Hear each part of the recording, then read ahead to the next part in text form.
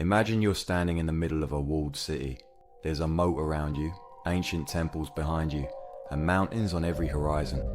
You're in the heart of Southeast Asia, and pretty much everything around you is over 700 years old.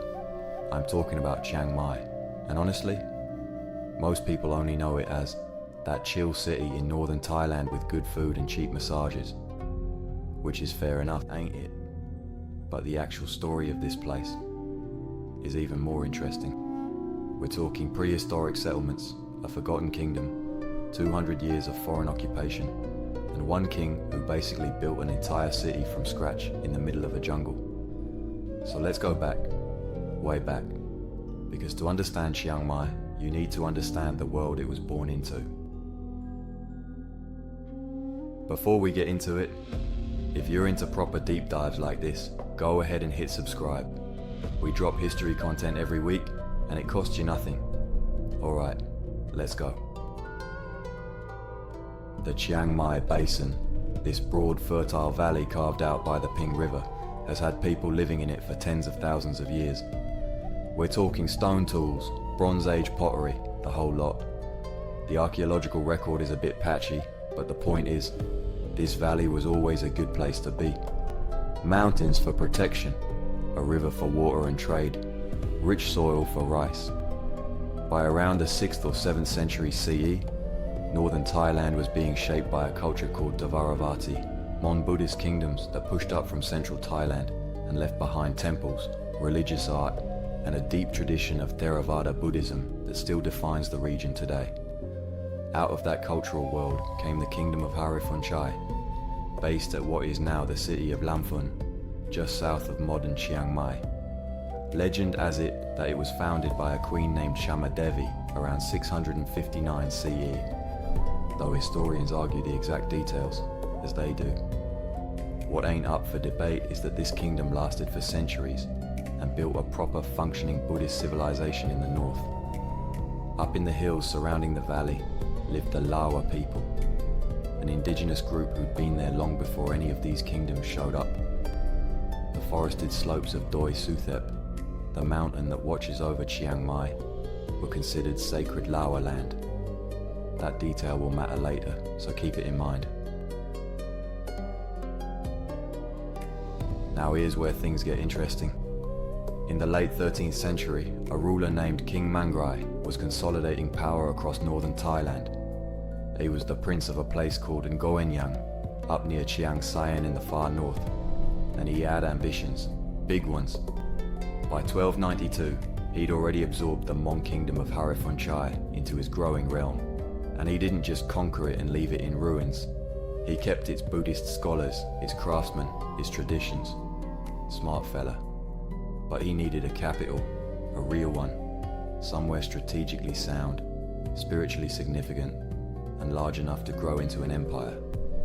He found it in the Ping River Valley, according to the chronicles, and a stone inscription at Wat Chiang Man dating back to 1581. Mangrai didn't do this alone. He called on two of his closest allies, King Ramkham Haing of Sukhothai in the south, and King Ngam Muang of Phayao to the east. These three rulers, the famous Three Kings, came together and chose the site. Proper old school alliance. That construction on the city's walls and moat began on April 12th, 1296. And just like that, Chiang Mai, new city, was born. It was laid out on a grid, 5 gates, a sacred pillar called the Inthakin at the center. Temples went up almost immediately. Wat Chiang Man was the first, built the very same year the city was founded. The kingdom Mangrai was building had a name, Lana, which translates roughly to Kingdom of a Million Rice Fields. And for the next 2.5 centuries, Chiang Mai was its beating heart. Under Mangrai's successors, Lana flourished. This weren't just a political entity, it was a genuine cultural civilization. A blinding one at that. Kings like Hu Na in the 14th century and Tilokaraj in the 15th actively patronized Theravada Buddhism, inviting monks from Sri Lanka to establish new religious orders, commissioning grand temple complexes and codifying Lana law. The temples they built still stand today. Wat Suan Dok in 1373, Wat Phra That Doi Suthep in 1383. Perched right up on that same mountain the Lawa people had considered sacred for centuries. Wat Chedi Luang in 1391. Walk around old Chiang Mai today and you are literally walking through the Lanna Golden Age. It's all still there. The city weren't just a religious centre either. It sat on major trade routes connecting China, Burma, and the kingdoms of mainland Southeast Asia. Silk, lacquerware, teak, forest goods. Chiang Mai became a serious commercial hub. For about 260 years, this was one of the most sophisticated kingdoms in the region. Then, in 1558, everything changed. In 1558, the Burmese king Bayanang, one of the most powerful rulers in Southeast Asian history, and a right ruthless one, brought his army to Chiang Mai.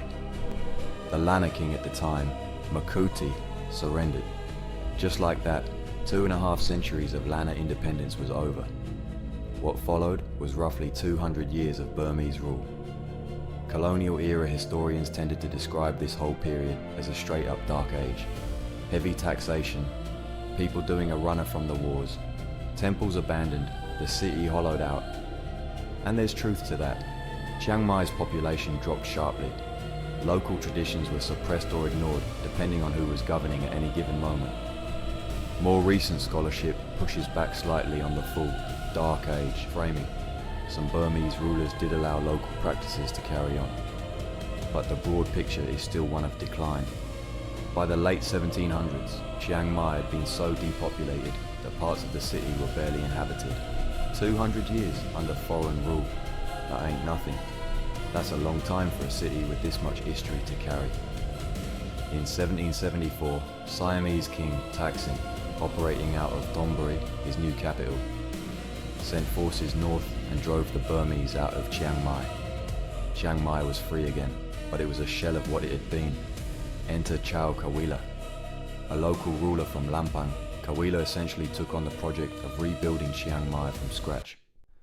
Starting in the 1790s, he moved people back into the city, sometimes forcibly relocating whole communities from surrounding regions, which weren't exactly popular, I'd imagine. Repaired the city walls, revived the religious institutions, and got Chiang Mai sorted again as a proper functioning trade centre. Under Kawila and his brothers, Lanna culture got a second wind. Not full independence, Chiang Mai was officially a tributary of Bangkok now, but a real cultural revival within that framework. They weren't about to just let it all go, were they? This revival had an endpoint though. By the 1890s, King Chulalongkorn, Rama V, was modernizing Siam and pulling its outlying regions into a centralized state. In 1899, Chiang Mai was formally absorbed as a province. The title of Prince of Chiang Mai was abolished. Local dynastic rule was over for good. The 20th century brought Chiang Mai into the modern world, and it happened fast. The Northern Railway from Bangkok reached Chiang Mai on January 1st, 1922. Think about what that meant. Suddenly, this isolated northern city was connected to the national economy, to tourists, to goods and ideas flowing in from Bangkok and beyond. The whole game changed overnight. World War II put a dent in things. Japanese forces occupied the city, and Allied bombing in 1943 hit the train station. But the city came back. Chiang Mai University opened in 1964, the first university in northern Thailand, and the city started spreading rapidly beyond its old moat boundaries. Today, Chiang Mai is home to over 1 million people in its metropolitan area. It's a tech hub, a startup scene, a digital nomad favorite, a backpacker destination, and one of Thailand's most visited cities. And right in the middle of all that modernity, still intact, still functioning, are those 700-year-old temple compounds that Mangrai built. In 2015, Chiang Mai's historical city was added to the UNESCO World Heritage tentative list. The recognition that this place deserves to be formally protected ain't just symbolic.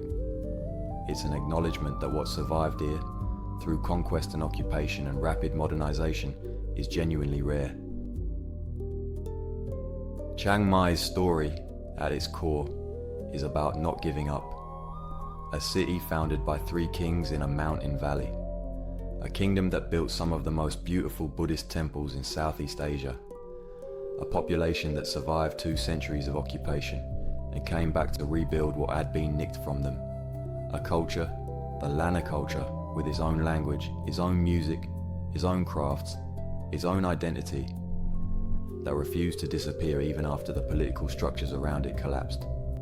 The Yipeng Lantern Festival, the Songkran Water Festival, the wood carving, the lacquerware, the cuisine, all of it traces back in some way to those 260 years when Chiang Mai was the capital of its own world. That's the real Chiang Mai, not just a nice city in the north, a survivor, and a proper brilliant one at that. If you made it this far, you're clearly one of us. So subscribe if you haven't already. It genuinely helps the channel, and there's loads more history like this coming. All the sources for today's video are linked down in the description. If you want to go deeper, it's all down there for you. Cheers, see you in the next one.